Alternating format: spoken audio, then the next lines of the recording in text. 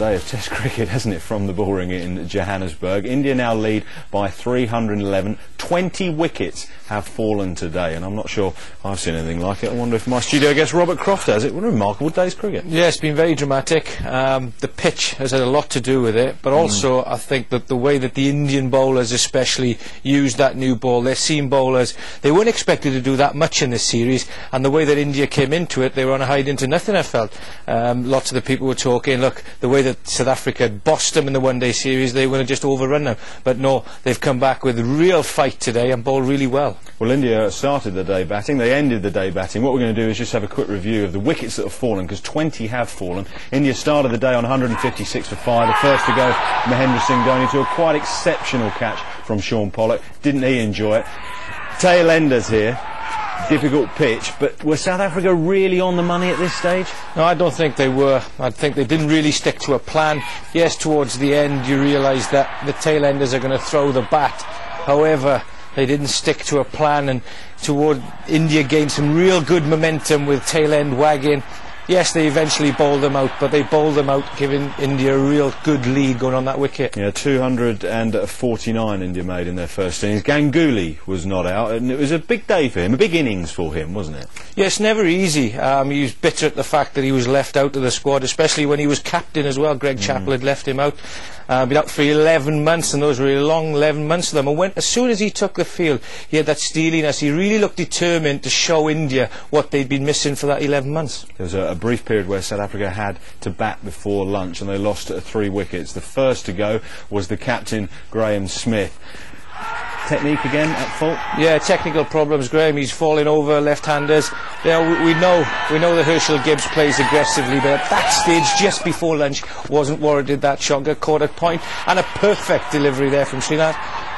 That's what he did all day. Attacked off stump, just nipped away. Great catch. Kallis was the 4th wicket to go. This is after lunch. That's a good catch from VVS to Laxman. Kallis going for 12. And AB de Villiers followed soon after. That was a brute.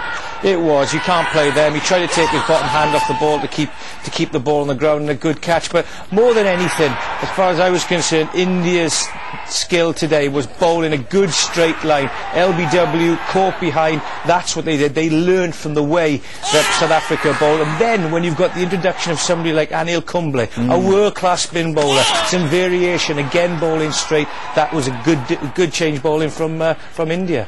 Last man out was Andre Nell for 21, but it had been made off just 24 deliveries, so he put back to ball to good effect for South Africa. But overall, well, it was a horrible batting performance, all out for 84, and they conceded a 165-run lead. And the difference really was, as you said, that was the lines that they bowled. Tighter lines. It's not rocket science. I know out there commentators are talking about length, but no, they didn't give the South Africans any room to throw the bat at the ball. They attacked off stump. They give their bowlers 6-3 fields 5-4 times, allowing them to attack the stumps. Variation in bounce, variation in lateral movement off the wicket as well. So it was an important 165-run lead that India took over first innings. They came out to bat in their second innings. They lost Wasim Jaffer very quickly. It's been a poor tour for the opener so far, rather hanging the bat.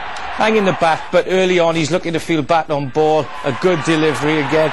And then Pollock, that's what he does, hits her on or around. That's his 400th wicket, caught behind Dravid. And then, what a great way that they'd sort of resurrected a little bit, played positively, gets caught in the gully again, good lines. And then the wicket, the big wicket of Tendulkar dragging on.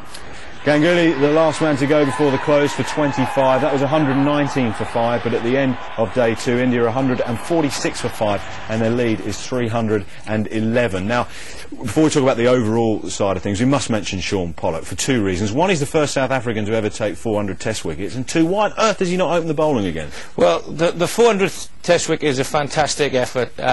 He's done that as well by leading the attack. He had Alan Donald around for a while, but after that he's had to shepherd the likes of Ntini, Nell and Co into the team, and he's been the spearhead. As far as why he hasn't opened the bowling, I don't know. I'm not sure that Smith has had a great time as captain throughout this match. We felt today that there was ball going in areas where they weren't fielders, then he'd move a fielder there and it would go somewhere else. Also the pattern of bowling changes. He's got 2 world-class bowlers in in Tini and Pollock. They should bowl together more, and especially when you start spells, you know, after breaks, you need to get Pollock more into the action. Very, very briefly, can South Africa win or get anything out of this test, or is it all India? No, I don't think so. They've still got something to play for, because this pitch seems to have flattened out a little bit. OK, Robert, great to see you.